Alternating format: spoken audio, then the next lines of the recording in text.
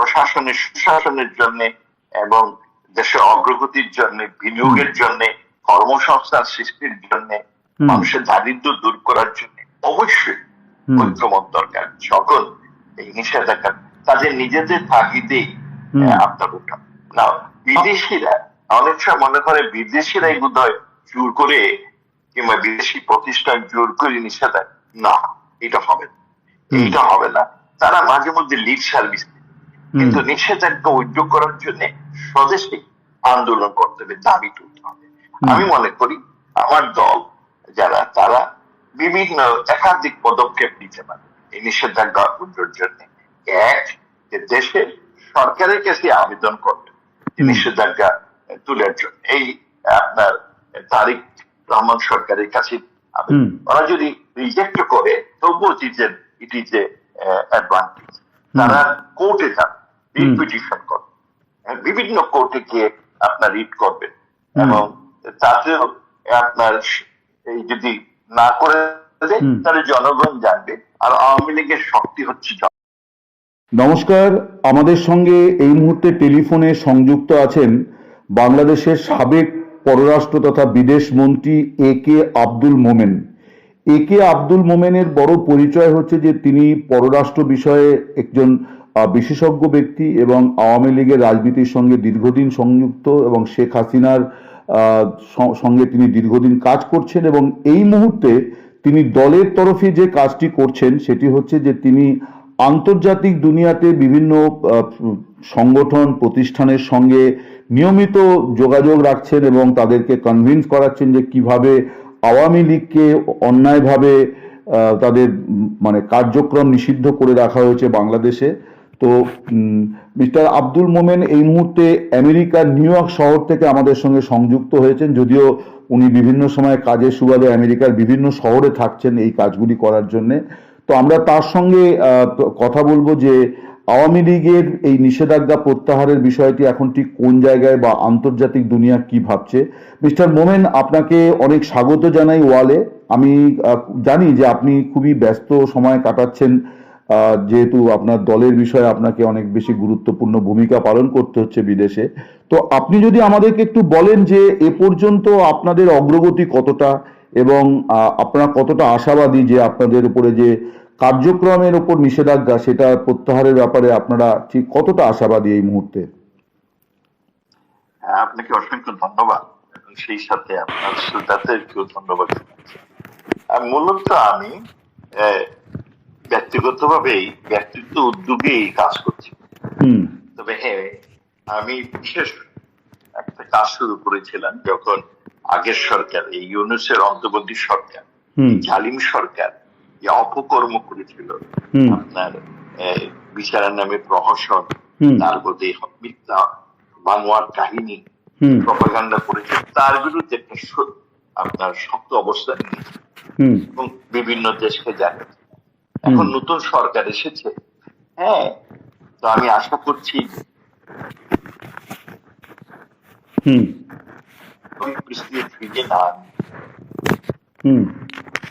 কর্মসংস্থান হবে না, সরকারের যখন স্থিতিশীলতা সেই জন্য তারা নিজের তাগিদে স্বাভাবিক অবস্থা।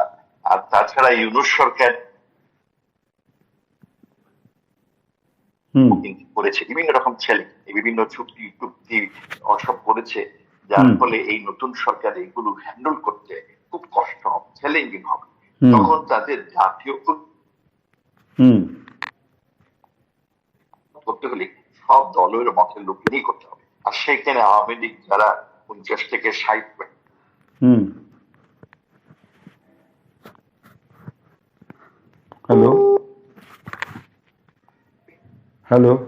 প্রত্যেক এই নিষেধাজ্ঞা আপনার বাদ দিবে, এটা আমার একটি ধারণা।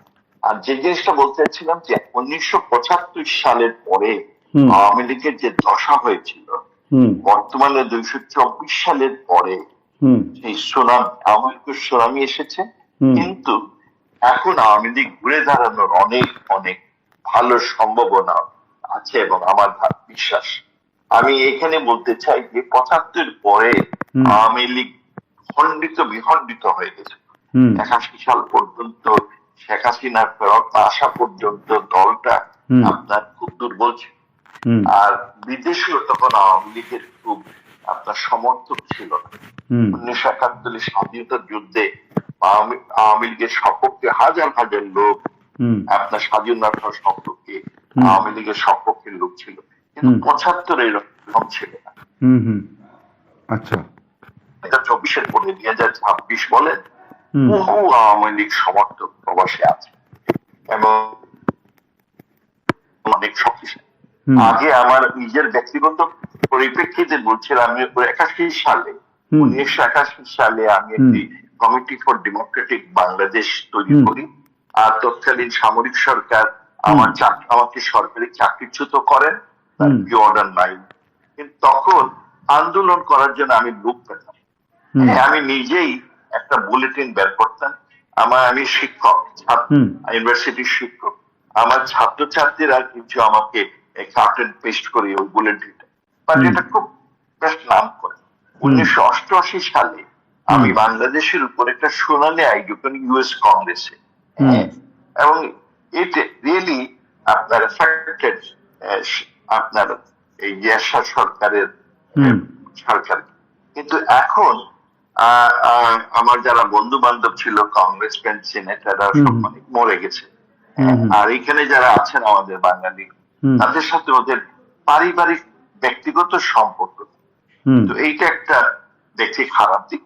আমি এখানে বলে থাকি, আমি এই বিদেশিদের আপনার যদি এই বাংলাদেশের কাহিনীটা বলি, যে বাংলাদেশের দুটো বড় রাজনৈতিক দল, একটি হচ্ছে আওয়ামী লীগ আর একটি বিএনপি, এবং এই আওয়ামী লীগের সরকার নির্বাচন থেকে নিষেধাজ্ঞা দিয়েছে, নির্বাচন করতে দেয় না।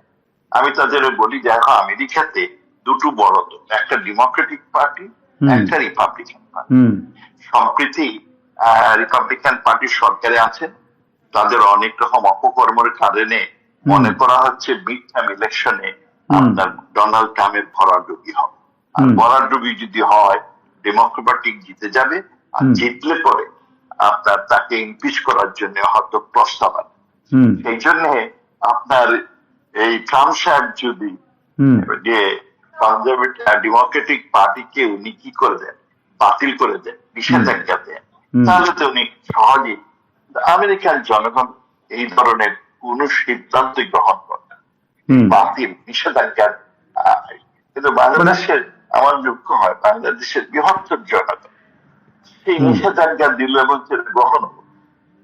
মানে আপনি একটু আগে যেটা বলছিলেন যে মানে নিষেধাজ্ঞা অন্তর্বর্তী সরকার দিয়েছে, কিন্তু নির্বাচিত সরকারের মানে সময়ে নিষেধাজ্ঞা থাকলে পরে তারা তাদের পারফর্ম করতে সমস্যা হবে, মানে রাজনৈতিক অস্থিরতা থাকবে দেশে। অবশ্যই তাদের পারফর্ম করতে সমস্যা হবে, কারণ জাতীয় ঐক্যমত খুব প্রয়োজন দেশটার প্রশাসনের সুশাসনের জন্য এবং দেশের অগ্রগতির জন্য, বিনিয়োগের জন্য, কর্মসংস্থান সৃষ্টির জন্য, মানুষের দারিদ্র দূর করার জন্য অবশ্যই ঐক্যমত দরকার। সকল এই নিষেধাজ্ঞা তাদের নিজেদের তাগিদেই আপনার ওঠা না। বিদেশিরা অনেক সময় মনে করে বিদেশিরাই বোধহয় জোর করে কিংবা বিদেশি প্রতিষ্ঠান জোর করে নিষেধাজ্ঞা, না, এটা হবে না, এইটা হবে না। তারা মাঝে মধ্যে লিড সার্ভিস, কিন্তু নিষেধাজ্ঞা উদ্যোগ করার জন্য স্বদেশে আন্দোলন করতে হবে, দাবি তুলতে হবে। আমি মনে করি আমার দল যারা, তারা বিভিন্ন একাধিক পদক্ষেপ নিতে পারে এই নিষেধাজ্ঞা উদ্যোগের জন্য। এক, দেশের সরকারের কাছে আবেদন করবে নিষেধাজ্ঞা তুলার জন্য, এই আপনার তারিক রহমান সরকারের কাছে ওরা যদি রিজেক্ট করে, তবুও ইট ইজ এ অ্যাডভান্টেজ। তারা কোর্টে যান, রিট পিটিশন করবে, বিভিন্ন কোর্টে গিয়ে আপনার রিট করবেন, এবং তাতেও আপনার এই যদি না করে তাহলে জনগণ জানবে। আর আওয়ামী লীগের শক্তি হচ্ছে জনগণ। যখন জনগণ জানবে যে অন্যায় ভাবে এই দলের নিষেধাজ্ঞা উদ্যোগ করছে না, তখন আওয়ামী লীগের শক্তি আরো বাড়বে। আওয়ামী লীগের শক্তির মূল উৎস হচ্ছে জনগণ। তৃতীয়ত, আওয়ামী লীগ দল ইলেকশন কমিশনে গিয়ে দাবি তুলবে যে নিষেধাজ্ঞা উদ্যোগের জন্য। চার, বিদেশে যত বন্ধু দেশ আছে তাদের এবং বিদেশে যতগুলো প্রতিষ্ঠান আছে তাদের কাছে অ্যাপ্রোচ করবে যে এই ধরনের একটা আপনার মানে অস্বাভাবিক একটা পরিস্থিতি বাংলাদেশে নিষেধাজ্ঞা দিয়ে রেখেছে বৃহত্তর জনগোষ্ঠীর দলকে। এখন বিদেশেরও কিছু কিছু প্রশ্ন উত্তর ইতিমধ্যেই আপনার ব্রিটিশ পার্লামেন্টে নিয়ে তুলছে। আমরা আশা করবো এখন আমেরিকার যুদ্ধ নিয়ে এত ব্যস্ত যে অন্য ইস্যুগুলো তারা আমি একটা প্রশ্ন আপনাকে একটু থামিয়ে করতে চাই যে আপনি বললেন যে এগুলো করা উচিত, মানে এগুলো আপনার দল করছে না কেন, সেটা আপনার কি মনে হয়? মানে এখনো পর্যন্ত এই পদক্ষেপ বলতে পারবো না, এগুলো আমি প্রস্তাব দিচ্ছি, কিন্তু আমার দল কিভাবে কি অগ্রসর হচ্ছে আমি ঠিক জানি না। আমি যেটা জানি আপনিও হয়তো জানেন, মানে না জানার কথা নয়, সেটা হচ্ছে যে আপনাদের দল এই সরকারকে তো মান্যতা দিচ্ছে না। তার কারণ তারা বলছে যে নির্বাচনটা অবৈধ এবং বলছে যে মানে চুরি করে নির্বাচনে জিতে তারা সরকার গড়েছে। আবার আপনি বলছেন যে এই তারেক রহমানের সরকারের কাছে অ্যাপিল করা যে আমাদের নিষেধাজ্ঞা প্রত্যাহার করো, মানে মানে আপনি যদি সরকারটা এটা তো পাঠানো নির্বাচন, কিন্তু পাতানো নির্বাচন আয়োজন করেছে বিগত সরকার, সেই সরকার। তারা সরকারে এসেছে এবং আমার ধারণায় যে এই সরকার যদিও আপনার পাতানো নির্বাচনের মাধ্যমে এসেছে, অবৈধ ইউনূস সরকার তাদের ক্ষমতায় বসিয়েছে, কিন্তু যেহেতু তারা সরকারে আছে সুতরাং তাদের কাছে আমাদের আপিল করা দরকার, এটা আমি মনে করি।